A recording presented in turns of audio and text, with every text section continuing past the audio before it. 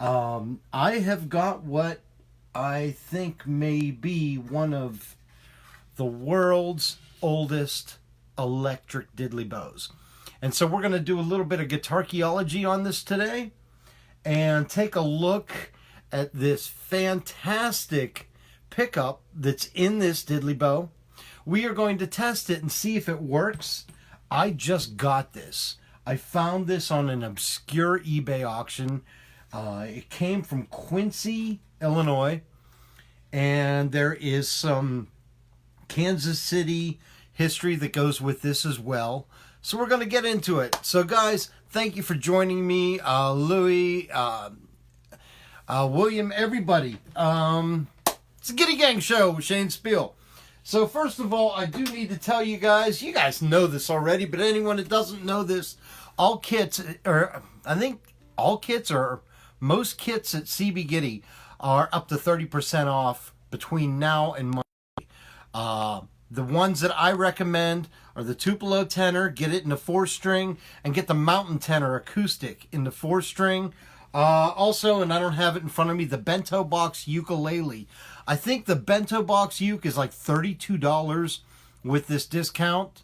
So, you know, check it out. And forgive me, I've got my bifocals. I got to do this to see how you guys, what you're commenting on. You know, I'm getting old. Getting old sucks.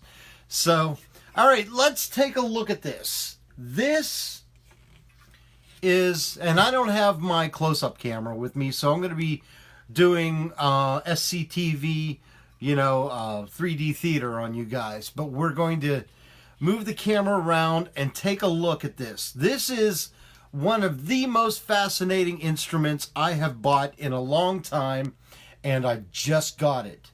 It is a 1-string diddley bow. All the parts look pre-1950s. In fact, I know for a fact that the pickup is 1920s. Hey Giddy, how's it going out there? Thanks for joining us. Okay, so let's take a look at this. First, before we get into the electronics. Now, I know that this came from Illinois, you know, and we're talking close to Chicago. We're talking blues land. So part of me is thinking this could have some possible blues connections. The back of it shows me this was a floorboard. I don't know if you guys can see this or not. It's the Kansas City Long Bell Flooring Company. I just looked it up. It was a flooring company, and this is common for their floorboards. They were stamped like this, and the company was later sold in 1956. So I know that this floorboard was installed somewhere in 1956 or before. However, I'm thinking this board never got used in a house because it is so pristine. I don't see any scuff marks. I don't see any wear marks. It looks like a leftover piece of floorboard. Okay, second of all screws on this are traditional flathead screws. There's nothing Phillips head on this. Okay, look at this tuner. I'm still not sure how they tightened everything on this, but it's just some sort of wing nut, and you know, the string is very loose right now. I've got to figure out a better way of doing it. We have a screw up here for the nut and another screw here for the bridge. So we got a single string, and then there is a humbucker pickup. This is what's blown me away about this. This is a humbucker pickup, and this is pre-1950s. This is 1920s. So what is this piece here?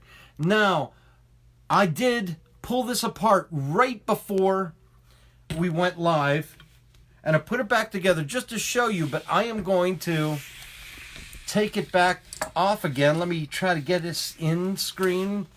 Yeah, there we go. Sorry, I'm looking opposite land on the screen there.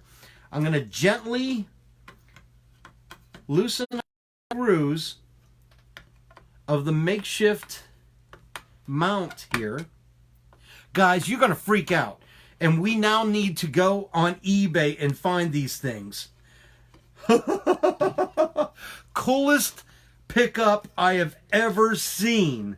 All right, let me gently remove these because there's wires in here. I don't want to mess it up because I have an amp here and we're going to try to get it to work. Oh, the jack is the same as an old microphone or harmonica jack. I have one like this in my astatic microphone. And, you know, these are the old ones that, you know, used to plug into whatever console. But check this. It is a Brandy's Superior Matched Tone headphones from the 1920s.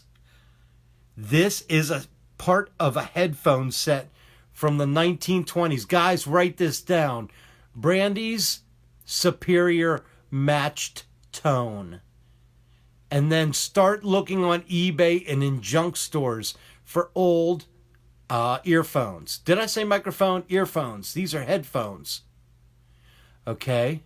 So it has the positive and negative. And there are 2 single coils for a humbucker in there. Can you guys believe this? So let me gently put this back on exactly the way I found it. Now I need to watch. I don't want to break any wires. There's a few wires that are already exposed. And I think it was going like... There's 2 pieces of foam there that seem to be holding it. Give me a minute and I'll get this back on here. I'm like freaking out. You know, I collect unusual, strange, antique instruments, even if they don't have a history behind them, because I enjoy what I call the guitarchaeology, where you're actually trying to sleuth the history of it all.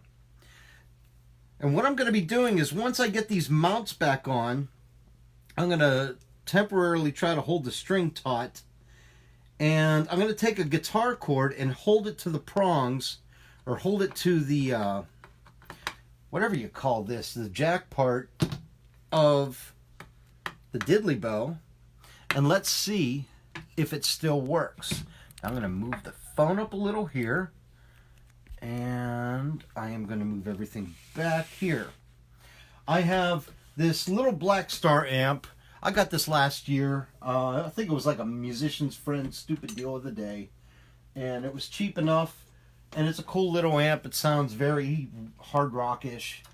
But it works well for experiments and in the home studio. So we've got this wire here. And what I'll probably do is push behind the bridge in order to give it some tension.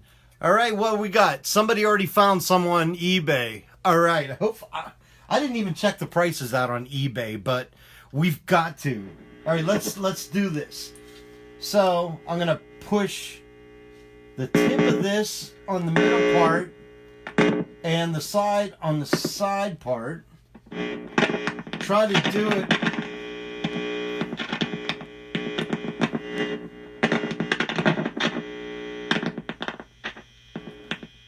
Oh, I hear connection.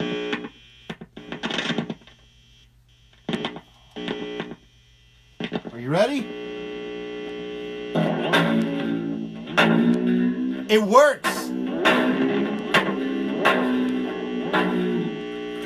Yes, it works. It works.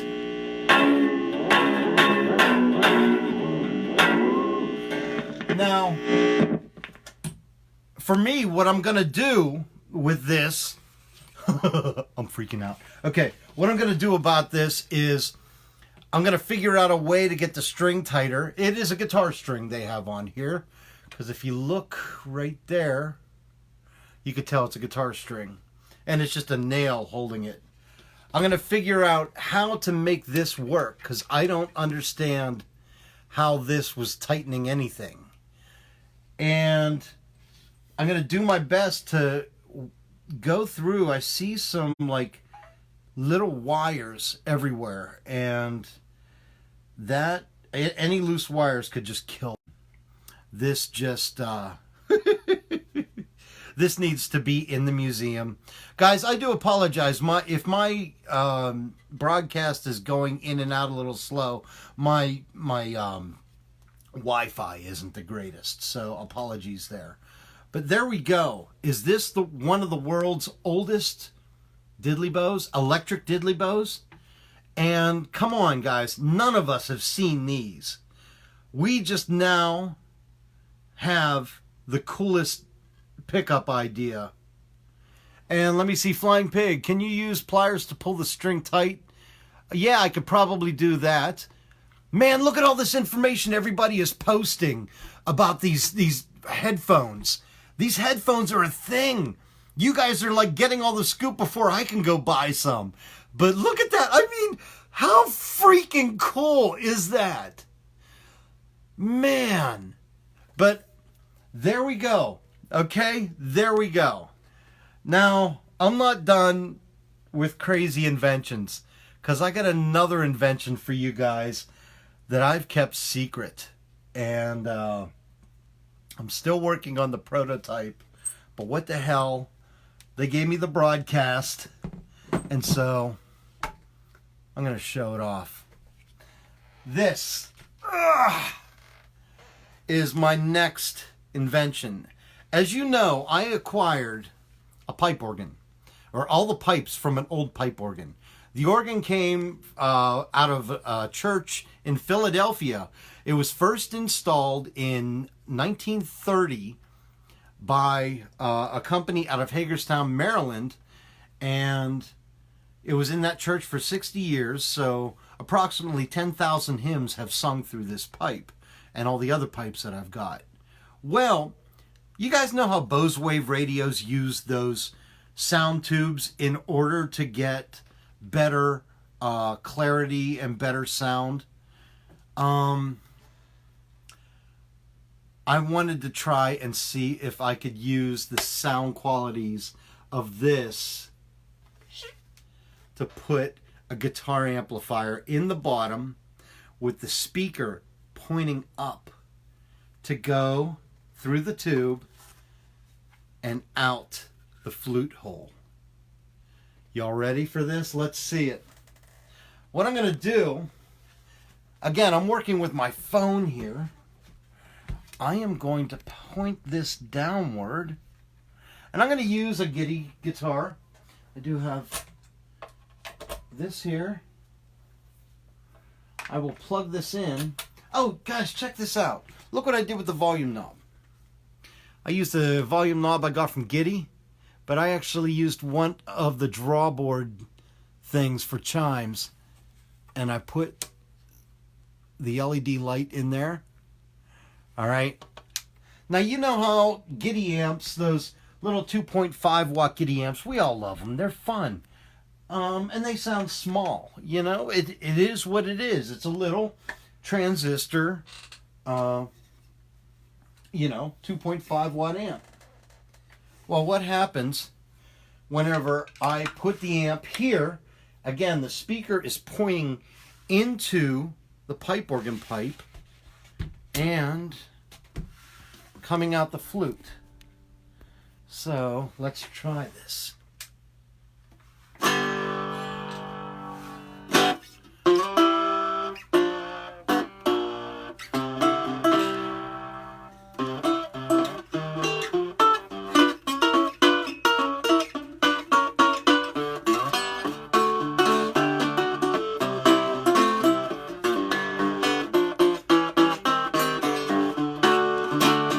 What we have going on, one of the mistakes in the prototype I did was I put it on full gain. So it's giving me a bit of distortion, which is the last thing you want when going for some sort of acoustical property amplifier. And excuse me while I run off camera for 1 second. I do need to get a guitar pick because of my style of playing. But so I want to fix the amp here. This is a prototype, and again, I didn't actually expect to be showing you guys this today, but I'm going to set the speaker closer to the phone, because if I play the guitar, you also hear the strings coming into the iPhone microphone. So let me put this close to here, move this guitar back here, and here.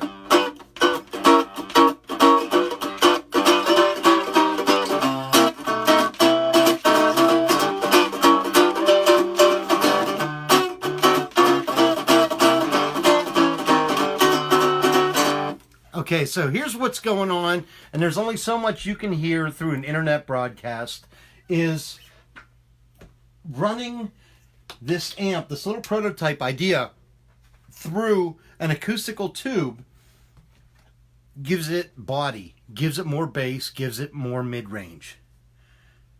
So this is my prototype.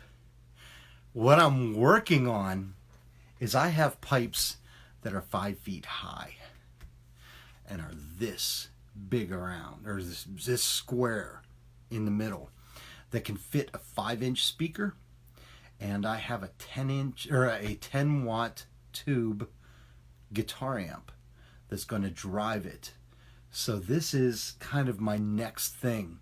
I'm going to continue working with that, seeing if the Bose Wave radio idea works with guitar amps, and then working with these massive. In fact, I have them at 5 feet.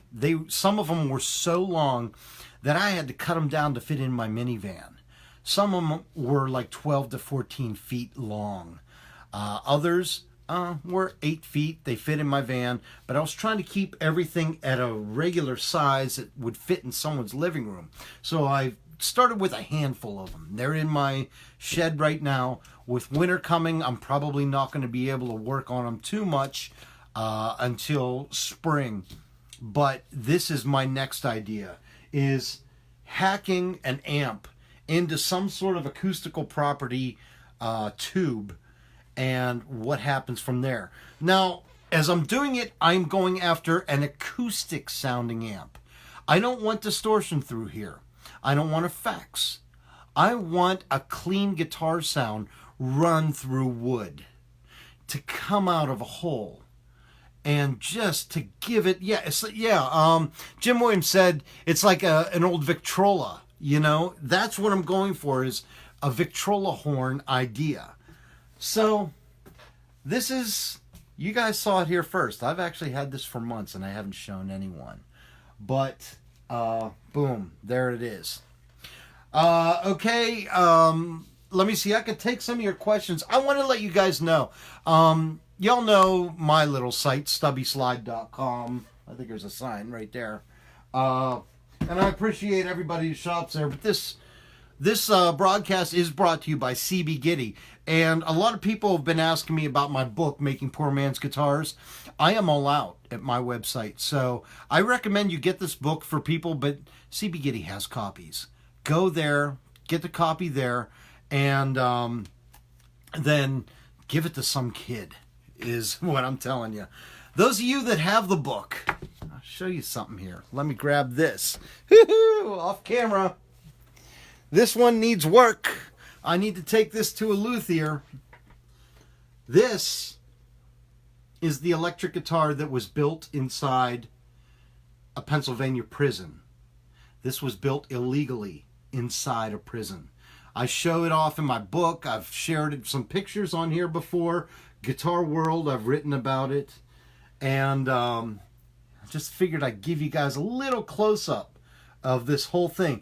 The electronics don't work, and I need to get it fixed. Plus, there's a break in the neck here that was poorly repaired. So a friend of mine is like a world-renowned luthier. I'm going to take it to him, get it done right. And then my idea is to have a show where there's various performers, various singer-songwriters, and the guitar is on stage in a stand. And one by one, people come out, grab the guitar, pick it up, have the backing band, and it's a night of prison songs. Old prison songs and field hollers and things like that. So I got to meet the builder too. I actually interviewed the guy that built this. He is now out of prison, And it's a sad case because he lives in one room of a double-wide trailer. He rents one room. He said he has prison syndrome, where he's lived so long in a cell that he doesn't feel safe living in a full house. But he wanted a 1959 double cutaway Les Paul, and somebody had a broken neck in prison, and they went to the wood shop, and behind all the guards' backs and everything, they built this guitar. Now, he was in charge of the mailroom, and he knew how to forge documents. So the pickups, he was able to get pickups from a local music store. He wanted humbuckers. All they had were single coils, so they put those in there. And this is just cardboard, black painted cardboard to make up the spaces here. His friends made the body for him. And then you were allowed to buy a guitar and have it shipped to prison. You weren't allowed to make anything in the wood shop. So, being that he was in charge of the mailroom, he forged documents saying this was shipped in. And he had this for years in prison.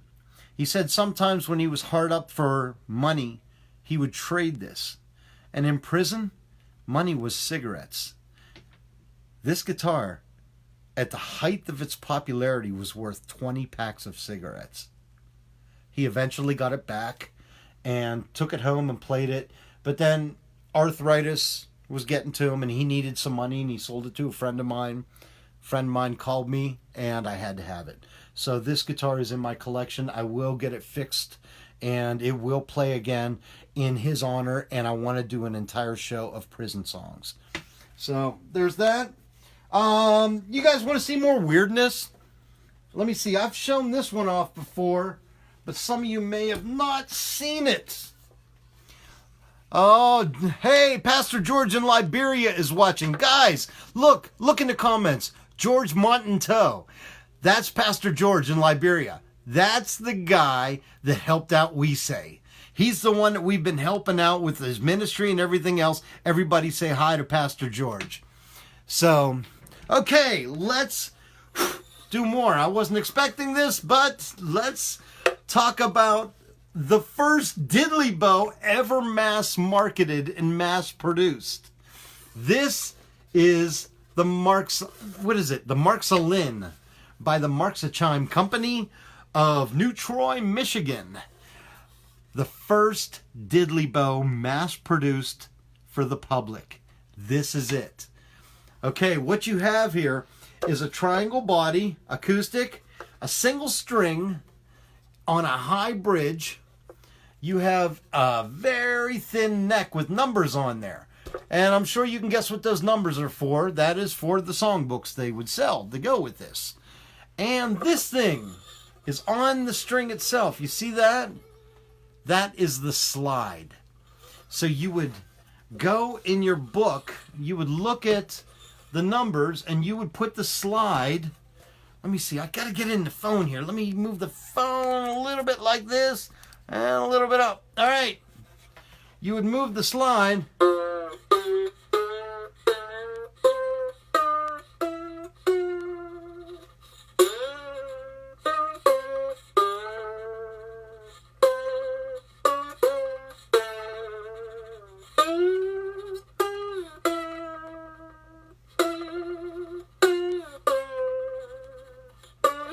Ah.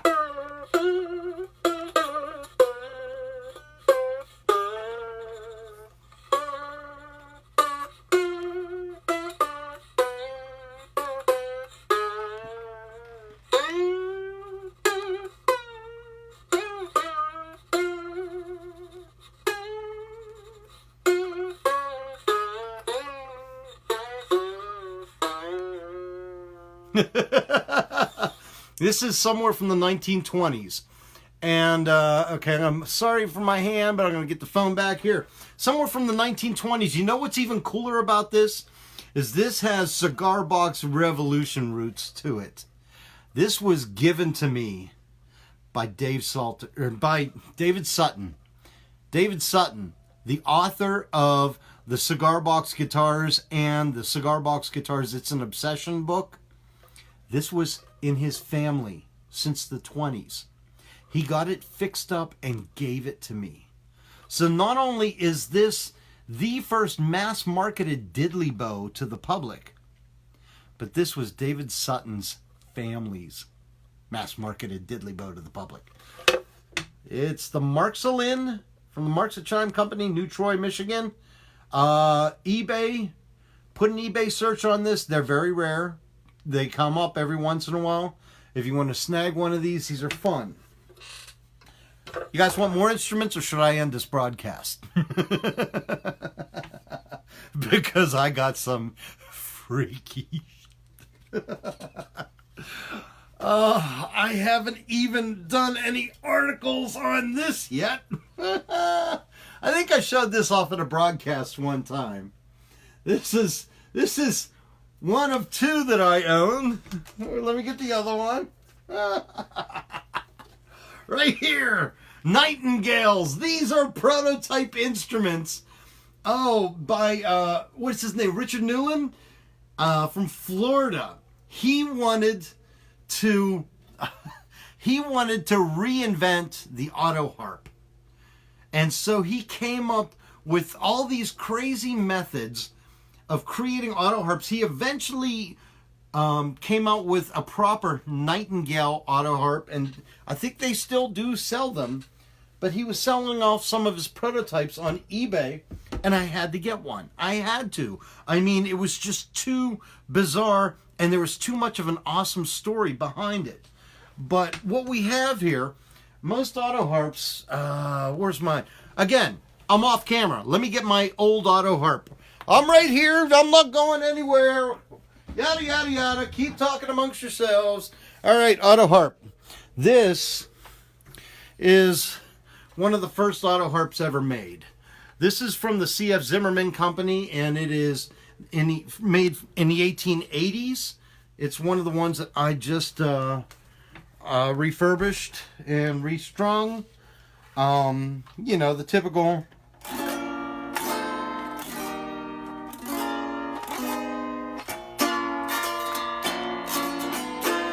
It's a little out of tune, but you know what an auto harp is like, and I'm very proud to own this one. It was another eBay find. I had a search on for a good long time, and this one came up real cheap, and I snagged it. Again, this is not an Oscar Schmidt. This is a C.F. Zimmerman. Schmidt got his design from Zimmerman and Philadelphia, PA. So you know what an auto harp is? Well, Richard Newland wanted to create his own version of the auto harp, but he wanted something that you would hold like this, hold your ear against, and it would become a part of your body. And now this is way out of tune. I have not worked on the tuning yet. You know, everything's real low. But instead of having the typical auto harp that is either chromatic with all the chords, and when you have a chromatic auto harp, there are so many strings that are not chorded that it sounds like your pick is scratching against it a lot. It's some chords, but there's a lot of scratching. If you get a diatonic auto harp, there's a lot more lush open chords. And that's what he wanted with this. He wanted a diatonic auto harp that you could change keys. So what did he do? He created different draw boards. And where is it? You can take these off to change the tunings, or you can move the bridge into various different keys. And I don't know if I can get this into the camera with the light. Man, this is tough. You can see it says the keys of E and A stamped right there. Okay? And if you want to change the keys, then you grab a key bar back here. You put it here, and then you know what you're doing. You move the bridge to the new tuning, and you go. This was his first prototype. In his second prototype, he was creating them so that you could even remove the full key bar and put different key bars in there for different tunings. There's so much more to this. Again, these things have not been tuned. I need to clean them, tune them. He gave me the history. I need to call him up, do interviews with him, because this is the type of history I love collecting. There's so many mad scientists out there, and I want to catch their stories. So this is, The Nightingale by Richard Newland. And in fact, if you search Google for Nightingale auto harp, you'll see his other auto harps. But yeah, they're nice here. And the other nice thing about them is, yes, you can play them like this, or you can play them almost like a guitar, where you're just holding it, here and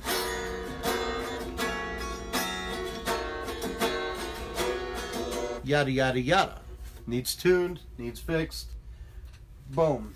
Some of you guys may not have seen this one. Yes, I'm a cigar box guitar guy, but I love these weird zither things. And not a lot of people have written about them. So I've been collecting them, and maybe someday I can do a book. This is the Hill Country Harp. This is fascinating. I think I did write an article for Cigar Box Nation on this, or at least post some pictures. This was marketed in the 1920s and 1930s to harmonica players. Get this. This one is incomplete. You see these two holes right here?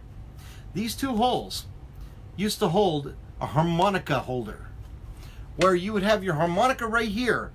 Boom, you put it up to your mouth, and then you could play guitar chords to it in only 4 chords. It gave you F, C, B flat, and G.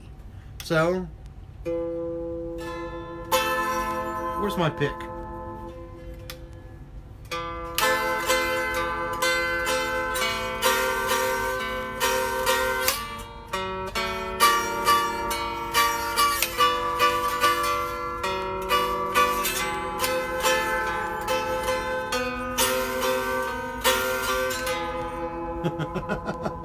The Hill Country Harp. This thing is just beautiful.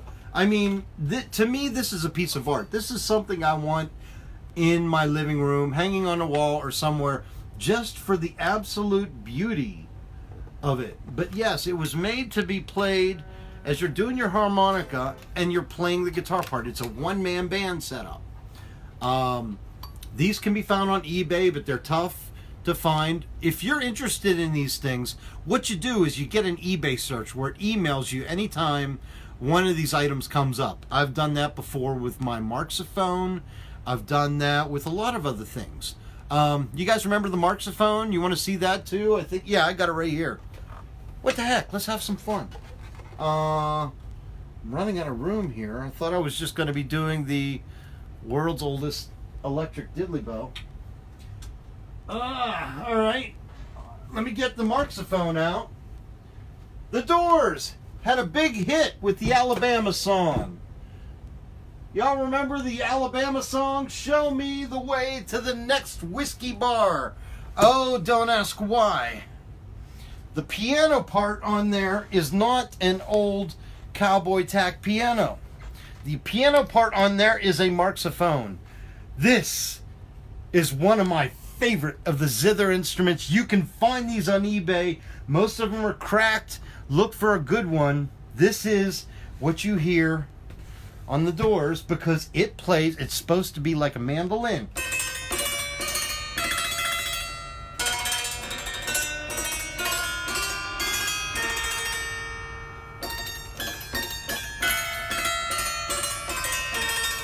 So show me the way to the next whiskey bar. Oh, don't ask why. Yeah, that weird piano in there, that's a Marxophone right here. Now Marxophones have this side, which is played with these weights and clock springs, and then there was chords over here I knew I wasn't going to need them, so when I replaced the strings here, half the strings here were broken. I never put them on. I figured I'd have less tension. Get this on the side. The way this works is there is a clock spring here and a lead weight at the end, and when you push it down,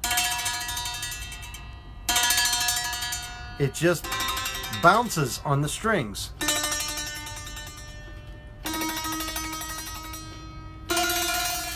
There's okay. There's two versions of this. There's the Marxophone and the Celestiphone. Hold on, I'll get the Celestiphone. Oh, hold on. I got a Celestiphone. Mine's so nice. It's museum quality, and I want to get a proper stand for it.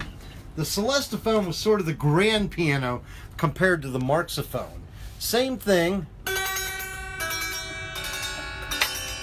And this one still has the chord bars here. And you were supposed to be able to play with one hand going like this and one hand playing everything here. And the reason you see so many of these type of instruments is they were sold door to door by snake oil salesmen. They would show up at someone's house, and they sold more in rural America than anywhere else. People would go door to door selling these. They would know how to play 2 or 3 songs really well, and that's it. But they would go, and they would make sure to go to a house when the husband wasn't home. But the wife was there, and they would promise her it's the one instrument anybody can play, whether it would be this, whether it be the hill country harp, or so many of these other instruments. They said it's the one instrument anybody can play. Your family can have great musicians in there if you only buy this. And in fact, I'll get you on a payment plan. $2 a week for however many weeks. I will get you in a payment plan for this, and you can keep it now. So many wives would get these things. And, well, the Marxophone was one of the ones that was easiest to play. Some of the other things were torture devices that nobody could play. And they were sold by the thousands and thousands. You find them in antique stores now. I've got more elsewhere. You guys don't mind me getting off camera. I'm going to do it again because I got them right here. Oh, what do I got? I've got this. Let me see. Oh, the American art guitar. So they would go door to door selling this crap. And it would be things like this. This is the one that got me started on this rabbit hole. The American art guitar. Put the phone like this. Get the phone up. Boom. And what this is chords down, or doubled strings down here and chords up here. And you were supposed to be playing it like this, playing chords with this hand, strumming with this hand. It is impossible. Hardly anybody ever learned to play these, but the snake oil salesman sold them in mass quantities. Now, I love this one. It is so wretched looking. But this is the American art guitar. This is a little more rare than some of the others. Then you can find the zithers that they would sell door to door. And this is another beautiful example. This is the Regent Zither number 5, and it's mostly just chords and single strings. And they would promise people they could play anything. So again, you know why I buy these more than anything is the beauty of them. The absolute beauty, the Victorian looks of all of these, whether it be in the fonts used or even the gold artwork. Hold on, I'm going to show you a close-up of the lute that's on here on the Marxophone. I mean, just beautiful. These are, water slide decals from back in the day. And they made them beautifully. It's just they were impractical. Wait! I'm not done! I got another thing. You guys if you got something to do, I mean, I can keep going. This is all impromptu. All right, let me get it. Let me show you what I did with my ukulele. Oh, Lord Almighty. Oh, and I'll get something else. We'll keep the instruments going. I can hardly move now. Ah! Okay. I took one of those instruments and I actually turned it into an amp using one of Giddy's amp kits. This is my ode to Saint Cecilia, and it is a ukulele which used to have all these strings on there. I took the strings off. I put a Giddy amp kit in there. There is an actual Mexican altar piece here that I put a picture of Saint Cecilia, the patron saint of music and musicians. I used a couple of my small pipes from the pipe organ, put those on either side, and it's a 2-speaker guitar amp that works. And yes, this is actually for sale at stubbyslide.com. It's again, I just love Giddy's amp kits. They're fun, and you can, you know, I've put a Giddy amp kit in ukuleles, old ukes.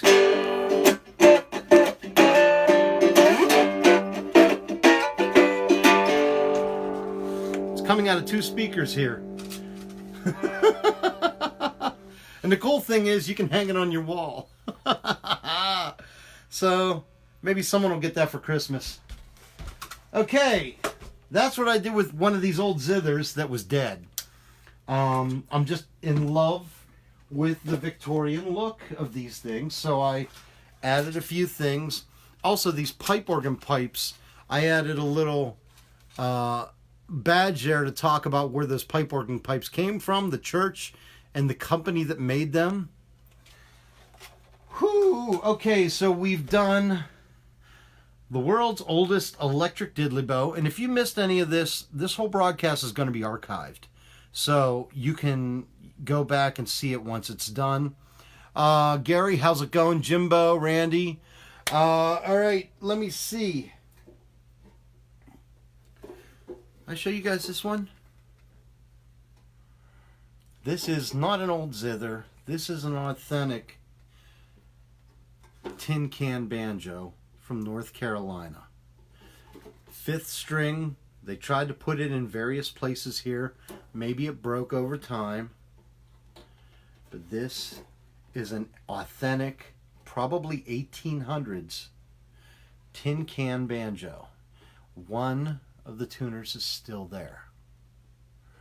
They completely sculpted the back of the neck, probably with a pocket knife. And like our cigar box guitars, the neck goes the whole way through the body, and it is secured in the back by nails and this piece of sheet metal which acts as the bridge. Now, I was hanging out with Dom Flemons from Carolina Chocolate Drops, and I let him hold this. And I talked to him about it, and I also talked to Reverend Peyton about it, that I would like to get this somehow back into working order with 5 strings. I'll have to be very delicate in the way that I do it, but 5 gut strings. And I would like to let people like Dom Flemons and others borrow it with no strings, well, no pun intended, no strings attached, that they could record with this. Use the recording however they want and send it back to me. Send the guitar back to me. And I just want these things to be played. Those of the historic instruments that can be brought back to life without messing up their integrity. I don't want to add new holes to this. I want to use existing holes, you know, create my own tuners that work just enough to get it in tune, and then, you know, let some pros use these. I have some of the antique cigar box guitars as well that I've talked to Reverend Peyton about it, and he loves the idea. So that's that. You know, I'm actually enjoying this time with you guys. You always see me as I'm doing this stuff, and I have the bookcase behind me. You ever wonder what's in here? I'll show you a couple things that are wild. Most of these are musical instrument books on this side. There are some others. There's some marketing and things. But I have things like, you ever hear of Harry Partch? A Genesis of a Music? Harry Partch invented the 43 note per octave scale because he read a scientific study that said human talking voices have 43 distinct notes. So he decided to create his own musical instruments using those 43 distinct notes. It's insane. His book is like a manifesto. It is tough to get through, but it's wild. Another book I highly recommend is John and Alan Lomax's American Ballads and Folk Songs. This is when they went around America finding the blues guys, finding all the other folk musicians, and they documented their songs. Highly recommended. Ask for this for Christmas. Used copies can be found on Amazon. American Ballads and Folk Songs by John A. Lomax and Alan Lomax. Get this book. I've actually collected books on offbeat museums to give me inspiration for my own cigar box guitar museum. Let me see some of the good music books. Some of them I have moved over here. I'm always getting things like, African music, and in any books that have about instruments, African instruments and things like that.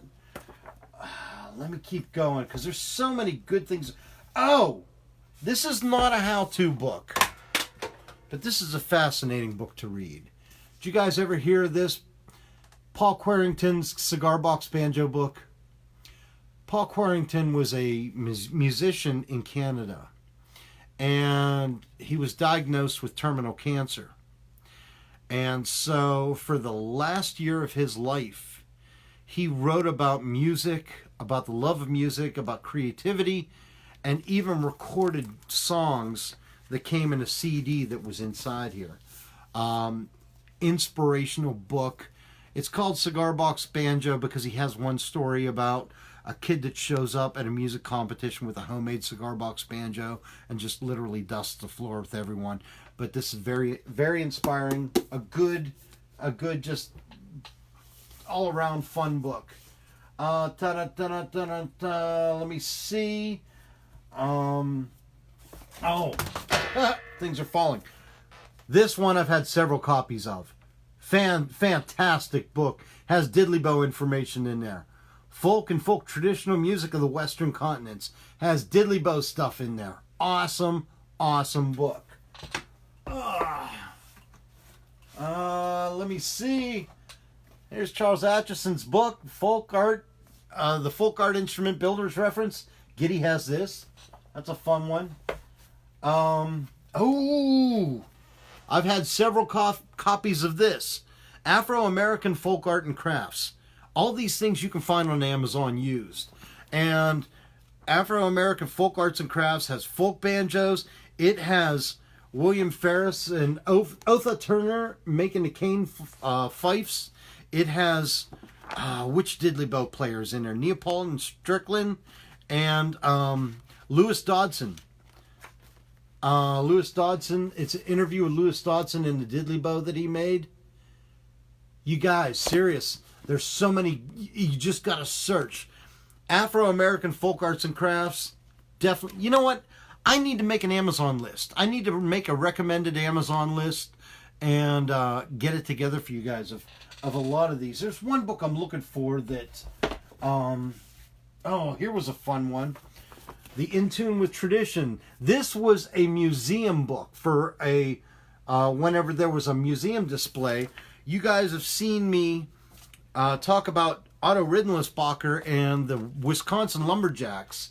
This has information on him, all the cigar box guitars he took from the lumberjack camps. He used to have them on display in his bar. Has Ray Calkins and the Wisconsin Lumberjacks band. More homemade instruments. And let me see. Yeah, a lot of stuff like that. In Tune with Tradition. Another obscure book. It's going to take you guys a while to find some of these. Let me see. I can't find my... Here it is. One of the greatest books. One of the greatest books. Musical Instruments of the Southern Appalachian Mountains. This was put out by... it was the museum down... Where is it? There's a museum down there in Tennessee. And they had people that would go in the obscure parts of the mountains, you know, talking to hillbillies, getting pictures and buying some of the actual instruments that were made in the Appalachian Mountains. And they have them, or they had them on display. I don't know who has this now, but yes, there are cigar box banjos, a lot of information. I've had several copies of this. I've bought it for other people. Write this down. Musical Instruments of the Southern Appalachian Mountains by John Rice Irwin. Awesome book. Let me see. There's so many here.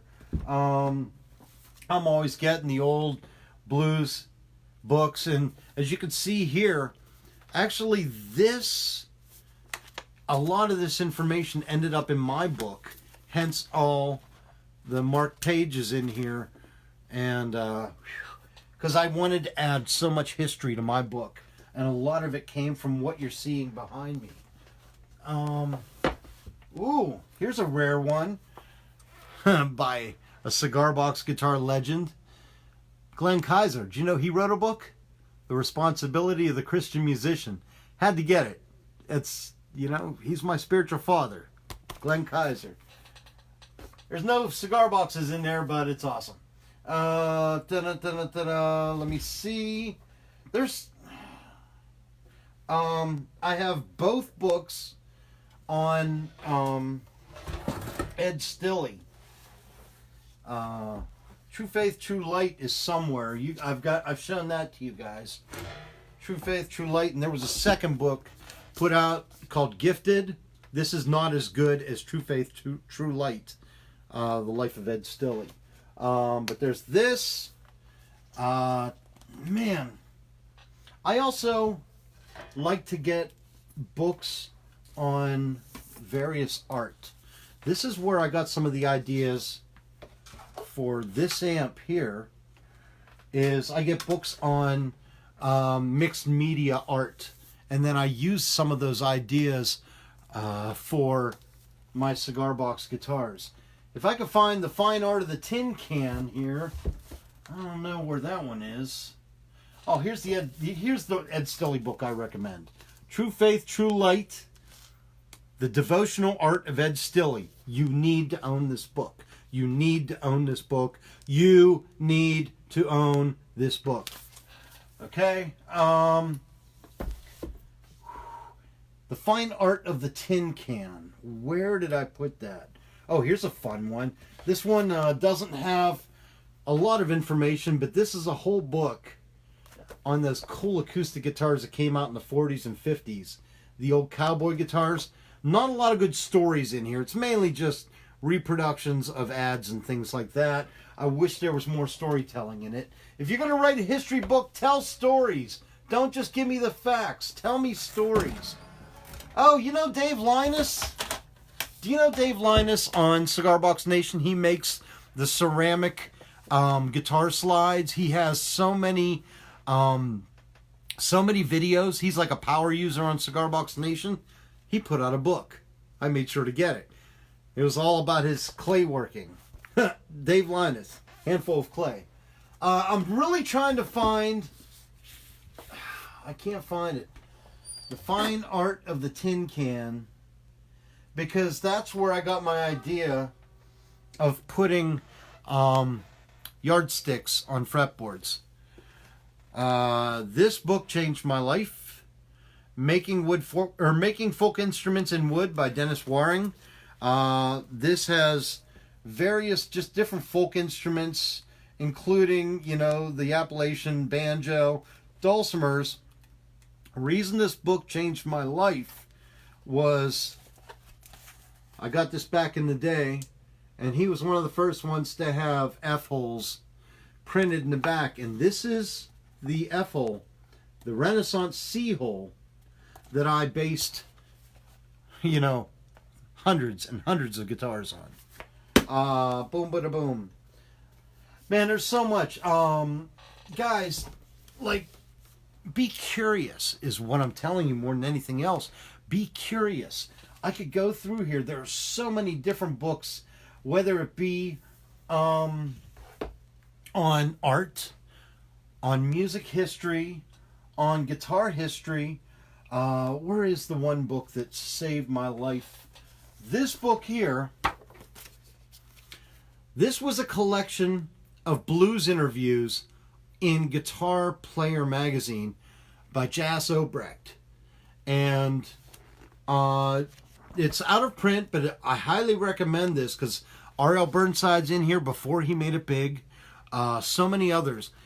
If you read my book and you see any quotes from blues guys and it's attributed to Guitar Player magazine, I found it originally in here. They were originally posted in Guitar Player. And I talked to Jas Obrecht, and he told me just to put the information there and go for it. So, Blues Guitar, the men who made the music, from the pages of Guitar Player magazine. This is the first guitar book I've ever been mentioned in. Guitar, An American Life by Tim Brooks. Tim Brooks is a writer for NPR, and this book came out in 2005. And in there he mentions, this is back when we only had our Yahoo chat group, but he mentions my name and talks about this collection of cigar box guitar guys who are looking for any bit of history for the instrument. This book, half of the book is guitar history, but each chapter, there goes one chapter of guitar history. The other chapter, or the other in-between chapters, are step-by-step stories of him getting his own custom guitar made. I think it was up in New Hampshire to a luthier up there, and he had just turned 40 and wanted to finally have a good acoustic guitar. So he met with a luthier. It was Running Dog Luthiers. And let me see. And he had his own guitar made. And it's just a fascinating book. I love this sleeve here. Is that cool or what? I mean, you know. But Guitar, An American Life by Tim Brooks from NPR. Fascinating read. Winter's here. You guys are looking for things to do while it's cold. See if there's anything else before I let you guys go. Man. Yes, half of these are covered up by all these instruments here. Yeah, I think that's most of it. There's books on poetry, and every once in a while there's a book or two that I get mentioned in or people tell me I have to buy. And this is one that came out in the mid-2000s, I think. You guys are going to love this. You know how I'm friends with the presidents of the United States of America? Well, the lead singer, Chris Ballou, back when they were popular, I joined their fan club simply so that I could send them cigar box guitars. Because they had played 2 and 3 string guitars in concert. That was their thing. Well, in 2002, this was years after I'd sent them their guitars, Chris Ballou emailed me and said, Shane, you need to get this book, Creature Comforts. It's just a black and white photography book. He goes, I'm in there, but you got to look at my picture. And I looked at his picture, and the 1-string bass that I sent him was behind him. Now, since then, he's been in interviews in his studio, and you can see the 1-string cigar box bass that I sent him hanging on the wall, but this was the first time. I'm not mentioned in here but I had to get it. This was just so cool.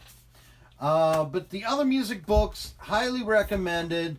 Definitely try to find this one. This is fascinating. Musical Instruments, Southern Appalachian Mountains. All the other ones, you guys, you know, you've been sitting here through this. Just be curious. Man, I could just keep going on, but I won't. I've got the entire, behind me up there is the entire Foxfire book series. And Foxfire had a lot of different instruments being made in the Appalachians. Somebody had given me an Amazon gift card for Christmas 2 years ago, and I blew the whole thing on the entire Foxfire collection of books. So there's all 12 volumes right there. Highly recommended again. So a lot of weirdness, a lot of fun, a lot of inspiration. This is what I just love to do. But again, this is what started everything today. The one string, the electric one string that may just be the oldest, if one of the oldest, surviving electric diddley bows ever made. And now we have this set of headphones as our next search for eBay, because there's a little mini humbucker in there that can be turned into a pickup. Guys, thank you for watching. Please shop at CB Giddy. He's the one that put the show on, keeps things running. He's the one that keeps Cigar Box Nation running. It's because of Ben Baker that I've been able to continue to spend some time here and there collecting these things and getting into all this. They've got the big sale right now on kits. Get yourself some bento box ukuleles. Bento box ukuleles are $32.99 right now. What I suggest is buying a handful and giving them out to kids. They're fantastic. They're easy to play, easy to build. If you want something for yourself, either the Tupelo tenor, which comes in plain birch. This was a special one that he made. This was Giddy's prototype. He sent it to let me borrow. He's not getting it back. Or get the mountain tenor. I highly suggest the 4-string mountain tenor from CB Giddy. It's like $100. Actually, it's less than that now with this sale. But stock up on the kits. The amp kits, you see what I've done with the amp kits. Have some fun with that. But support CB Giddy. Ben Baker has done more to keep the whole cigar box guitar movement going, because he believes in reinvesting his marketing money into you guys and not just, you know, doing whatever, you know, magazine articles or whatever. What do we got? Oh, we got Rick having the video frozen. I'm sorry, I'm trying to watch comments too. But either way, support CB Giddy. Let your friends know about this kit sale going on. When this video's done, it'll be archived here. Rewind through, check out some of the weird instruments, and check out that book list. I'll do my best to create an Amazon book list. Oh, guys, new feature articles on Cigar Box Nation. I just posted a lesson, How to Play Dancing Days by Led Zeppelin. You know, I show you how to do that. I also show you how to get on Spotify. I just set up all my stuff on Spotify. And also, if you go through here on Cigar Box Nation Facebook, if you scroll down, I created a Spotify playlist of Cigar Box guitar music that includes C6 Steve, that includes Reverend Peyton, Samantha Fish, and some heavy hitters like that. I even put some of my stuff on there, of course, because I'm a whore. But check that out too. The Spotify playlist is on Facebook.com/CigarBoxNation. Just scroll down. So many instruments, so much inspiration. Guys, be curious. Read these books. Almost forgot. I just looked over. You guys, this changed my life. This changed my life. This changed my life. This CD book changed my life. Gravichords, whirlies, and pyrophones. Gravichords, whirlies, and pyrophones. There is a large version of the book and a small version. I have both of them. There's a second one called Orbitone Spoon Harps, and something or other. All experimental musical instruments. This is what turned me on to the book, Experimental Musical Instruments Quarterly.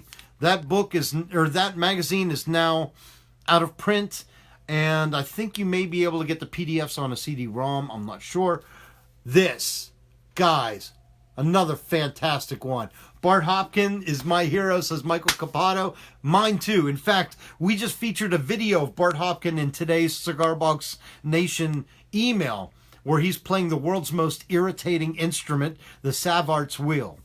So, a lot going on, guys. Be curious. Try to come up with some new instruments. Look at what history has to offer. You know, one of the things I keep telling people is if they play in church worship bands, some of these instruments would be beautiful for an Appalachian-based church service. Other things, just keep looking, keep digging, and keep in touch. My name is Shane Spiel. You want to hear my music? Go on Spotify. It's free now. I just put it up there. Spotify, search Shane Spiel. You'll find it. If you want to support me, check out stubbyslide.com. That's my little site that I sell guitar slides and t-shirts, like my Rat Fink t-shirt here, Let's Get Weird, and other things. I even have some Christmas packages of different guitar slides. So check out Stubby Slide. That keeps me going as well. Thank you so much for watching. I have got a mess to clean up now. Giddy, take care of yourself. I hope your son is feeling better. And Pastor George, thank you for joining us in Liberia. Everybody, you guys take care. If I don't talk to you before then, you have a very Merry Christmas. And hope you all get some cool stuff under the tree. See ya. Thanks for watching. Share this with your friends. Bye-bye.